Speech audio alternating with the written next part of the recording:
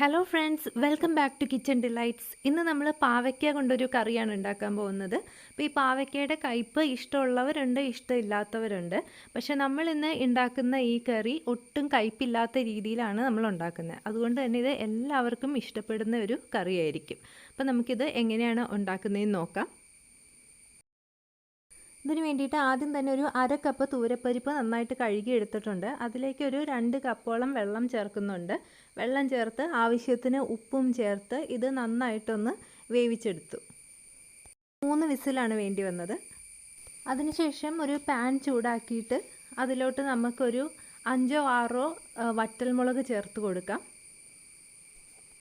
അത് ജസ്റ്റ് ഒന്ന് സോട്ട് ചെയ്ത് കൊടുക്കുക. അതിനുശേഷം അതിലേക്ക് ഒരു 1/2 കപ്പ് അല്ലെങ്കിൽ ഒരു 1/4 കപ്പ് തേങ്ങ ചിരുവിയത് ചേർത്ത് കൊടുക്കാം. എണ്ണയൊന്നും ചേർത്തിട്ടില്ല കേട്ടോ. അതൊന്ന് മൂപ്പിച്ചെടുക്കണം. അതിൻ്റെ കൂടെ തന്നെ ഒരു 2-3 ചുവന്നുള്ളിയും കൂടെ ചേർത്ത് കൊടുക്കുക. ഇനി ഇത് ജസ്റ്റ് ഒന്ന് മൂത്ത് നല്ലൊരു മണം വരുമ്പോഴത്തേക്കും കളറൊക്കെ ഒന്ന് മാറി തുടങ്ങുമ്പോഴത്തേക്കും 1 ടേബിൾ സ്പൂൺ മല്ലിപ്പൊടിയും കൂടെ ചേർത്ത് മല്ലിപ്പൊടി ഒന്ന് മൂപ്പിച്ചെടുക്കുക. മല്ലിപ്പൊടിയുടെ റോസ് സ്മെല്ല് മാറിക്കഴിയുമ്പോഴത്തേക്കും കുറച്ച് കറിവേപ്പിലയും കൂടെ ചേർത്ത് ജസ്റ്റ് ഒന്ന് റോസ്റ്റ് ചെയ്യുക. ഇനി നമുക്കിത് തണുക്കാനായിട്ട് മാറ്റി വയ്ക്കാം. തണുത്ത് കഴിയുമ്പോൾ ഒരു മിക്സിയുടെ ജാറിലോട്ടിട്ട് ആദ്യം നമുക്കത് വെള്ളമൊന്നും ചേർക്കാതെ ജസ്റ്റ് ഇതുപോലെ ഒന്ന് പൊടിച്ചെടുക്കുക. അതൊന്ന് പൊടിച്ചെടുത്തതിന് ശേഷം നമുക്കിനി ഇതിലേക്ക് ആവശ്യത്തിന് വെള്ളം ചേർത്ത് ഇത് നല്ല പേസ്റ്റായിട്ട് അരച്ചെടുക്കണം. ഇപ്പോൾ ഇത് നല്ല പേസ്റ്റായിട്ട് അരച്ച് വെച്ചിട്ടുണ്ട്. ഇനി ഇത് മാറ്റി വയ്ക്കുക. വീണ്ടും നമ്മുടെ പാൻ എടുക്കുക. അതിലേക്ക് ഒരു 2 പാവയ്ക്ക കനം കുറച്ചരിഞ്ഞത്, അതേപോലെ തന്നെ 1 സവോള നീളത്തിലരിഞ്ഞത്, ഇത്രയുമാണ് നമ്മൾ ചേർത്ത് കൊടുക്കുന്നത്. ഇതിനി നമ്മളൊന്ന് വഴറ്റിയെടുക്കണം. അതിന് മുന്നേ ഞാൻ എണ്ണ ഒഴിക്കാൻ മറന്നുപോയി. ഒരു 2-3 ടേബിൾ സ്പൂൺ വെളിച്ചെണ്ണയും കൂടെ ചേർത്ത് ഇതൊന്ന് നന്നായിട്ടൊന്ന് വഴറ്റിയെടുക്കുക. ഈ പാവയ്ക്കയ്ക്ക് ആവശ്യമുള്ള ഉപ്പും കൂടെ നമുക്ക് ഈ സമയത്ത് ചേർത്ത് കൊടുക്കാം. ഉപ്പും ചേർത്ത് നന്നായിട്ടൊന്ന് വഴറ്റിയെടുക്കണം. അപ്പോൾ ഇത് വഴറ്റി ഏകദേശം ഒരു ബ്രൗൺ കളറൊക്കെ ആയി തുടങ്ങിയിട്ടുണ്ട്. അപ്പോൾ ഈ ഒരു പരുവമാകുമ്പോഴത്തേക്കും നമുക്കതിലേക്ക് ഒരു 1/2 ടീസ്പൂൺ മഞ്ഞൾപ്പൊടി ചേർത്ത് കൊടുക്കുക. ഇനി ഈ മഞ്ഞൾപ്പൊടി ഒന്ന് മൂപ്പിച്ചെടുക്കണം. നമ്മൾ ഈ പാവയ്ക്കയിലോട്ട് ആഡ് ചെയ്യുന്നത് കൊണ്ട് തന്നെ ഒരു 1-2 മിനിറ്റ് എടുക്കും ഇതൊന്ന് മൂത്ത് വരാൻ വേണ്ടിയിട്ട്. അപ്പോൾ ആ ഒരു റോസ് സ്മെല്ല് മാറിക്കഴിയുമ്പോഴത്തേക്കും ഇത് റെഡി ആയിട്ടുണ്ട്. ഇനി ഇതിലേക്ക് നേരത്തെ നമ്മൾ വേവിച്ച് വെച്ചിരുന്ന പരിപ്പ് ഇതിലേക്ക് ചേർത്ത് കൊടുക്കാം.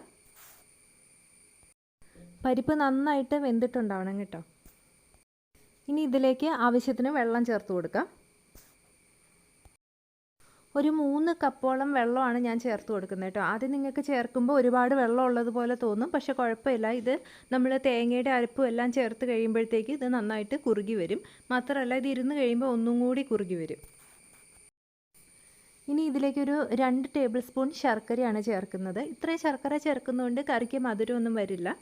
അതേപോലെ തന്നെ ഒരു നാരങ്ങ വലുപ്പത്തിലുള്ള പുളിയുടെ നീരാണ് ചേർക്കുന്നത്. പുളിനീരും കൂടെ ഈ സമയത്ത് ഇതിലേക്ക് ചേർത്ത് കൊടുക്കുക. ഒരു അരിപ്പയിലൂടെ അരിച്ചിട്ട് വേണം ചേർക്കാൻ.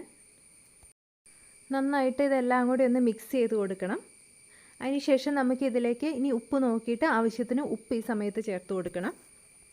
ഇനി ഇത് നന്നായിട്ട് ഇതുപോലെ ഒരു 2-3 മിനിറ്റ് ഒന്ന് വെട്ടി തിളയ്ക്കണം. ഇതുപോലെ നന്നായിട്ട് 2 മിനിറ്റ് വെട്ടി തിളച്ചതിന് ശേഷം നമുക്കതിലേക്ക് നമ്മൾ നേരത്തെ തയ്യാറാക്കി വെച്ച തേങ്ങയുടെ അരപ്പ് ചേർത്ത് കൊടുക്കാം. അപ്പോൾ ഈ ഒരു സമയത്ത് ഇനി നമ്മൾ ലോ ഫ്ലെയിമിലാണ് വെക്കേണ്ടത്. ഈ അരപ്പ് ചേർത്തതിന് ശേഷം നമ്മളിത് ഒരിക്കലും ഹൈ ഫ്ലെയിമിൽ വെക്കരുത്. ലോ ഫ്ലെയിമിൽ വെച്ചിട്ട് വേണം ഇത് ഇളക്കി കൊടുക്കാനായിട്ട്. ചിലപ്പോൾ അല്ലെങ്കിൽ ഇത് പിരിഞ്ഞതുപോലെ വരാൻ സാധ്യതയുണ്ട്.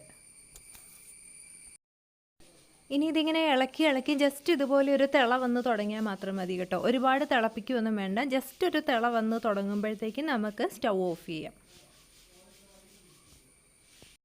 ഇനി നമുക്കിതിലേക്ക് താളിച്ച് ചേർക്കാം. അതിന് വേണ്ടിയിട്ടൊരു പാൻ വെച്ചിട്ടുണ്ട്. അതിലേക്ക് കുറച്ച് വെളിച്ചെണ്ണയാണ് ഒഴിച്ചു കൊടുത്തത്.